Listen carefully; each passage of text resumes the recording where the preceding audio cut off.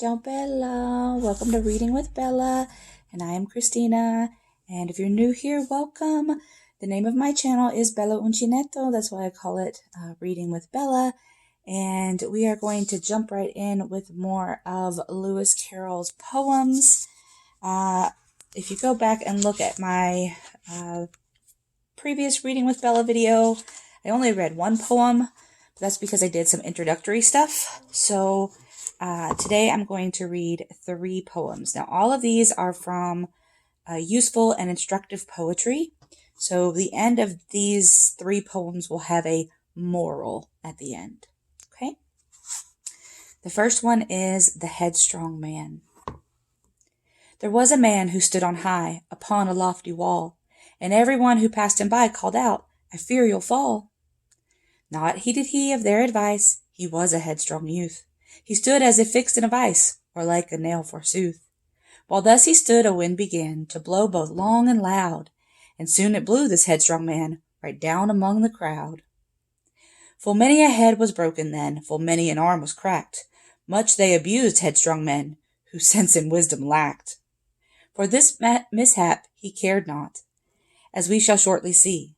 For the next day, as if in sport, he mounted in a tree. The tree was withered, old and gray, and propped up with a stake, and all who passed him by did say, "That branch you're on will break." Not heeded he of their advice, he was a headstrong youth. He stood as fixed in a vice, or like a nail forsooth. While thus he stood, the branch began to break where he did stand, and soon it dropped this headstrong man into a cart of sand. The sandman vainly sought for him for half an hour more. At last he found him in a trim he ne'er was in before. For sand his face did nearly hide, he was a mass of sand. Loud laughed the sandman when he spied the branch where he did stand. "Why, what a foolish man thou art, to stand in such a place!" Then took some sand from out his cart, and flung it in his face. All wrathful then was sandy coat, wrath filled his sandy eye. He raised his sandy hand and smote the sandman lustily. Full soon upon the ground he lay, urged by the sandman's fist. These words were all that he could say, for those to hear who list. "If headstrong men will stand like me, nor yield to good advice, all that they can expect will be to get sand in their eyes." So the last part that I read was the moral. Those were the words that the headstrong man said.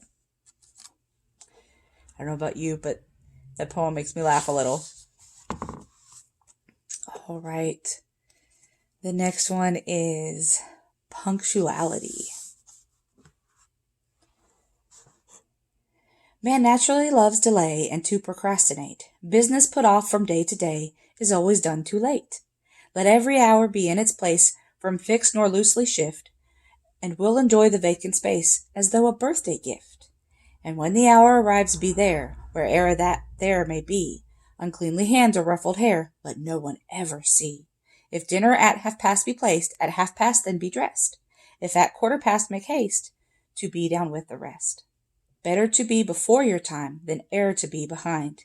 To ope the door while strikes the chime that shrews a punctual mind. Moral. Let punctuality and care seize every flitting hour. So shalt cull a floweret fair, eaten from a fading flower. What do you think about that one?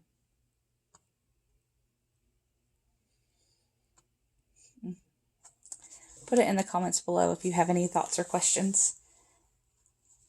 All right. Last one for today is Charity.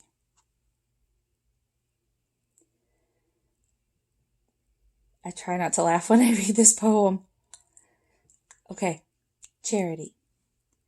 Well, once in haste I crossed the street, a little girl I saw. Deep in the mud she placed her feet, and gazed on me with awe. "Dear sir," with a trembling tone she said, "here have I stood for weeks, and ne'er had a piece of bread." Her tears bedewed her cheeks. "Poor child," said I, "do you stand here, and quickly will I buy some wholesome bread and strengthening beer, and fetch it speedily." Off ran I to the baker's shop, as hard as I could pelt. Fearing 'twas late, I made a stop, and in my pocket felt. In my left pocket did I seek to see how time went on.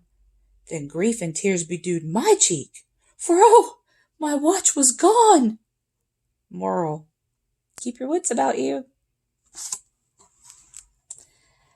So those are the 3 poems that I wanted to share with you today from my Lewis Carroll book. And I hope that you have enjoyed them. I would love to hear your thoughts, comments, questions about these poems. And I hope to see you again really soon. Ciao bella. Be the change you wish to see in the world, everyone.